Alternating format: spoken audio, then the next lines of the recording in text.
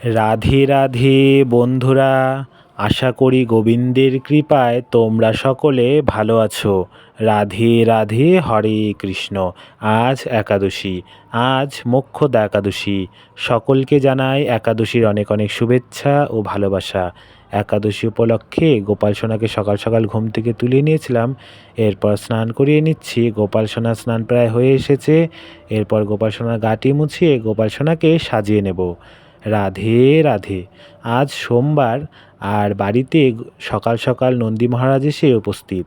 রাধারানীর কৃপায় জল ও ফল সেবা করালাম। জয় মহাদেবের জয়। সাদা ফুল আর গাঁদা ফুল দিয়ে গোপাল সোনাকে আজ সাজিয়ে নিয়েছি। আজকের সাজটি গোপাল সোনার কেমন হয়েছে তোমরা কিন্তু কমেন্ট করে জানাবে। রাধে রাধে। শ্রীকৃষ্ণের সন্তুষ্টি বিধানের জন্য আমাদের সকলেরই উচিত একাদশী ব্রত পালন করা।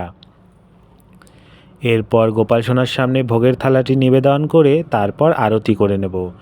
হরে কৃষ্ণ কৃষ্ণ কৃষ্ণ হরে হরে, হরে রাম রাম রাম হরে হরে। জয় রাধে জয় রাধে জয় রাধে। আরতির শেষে একাদশী মাহাত্ম্য পাঠ করে, গীতা পাঠ করে পুজো সমাপ্তর আগে গোপাল সোনাকে একটু আদর করে পুজো সমাপ্ত করব।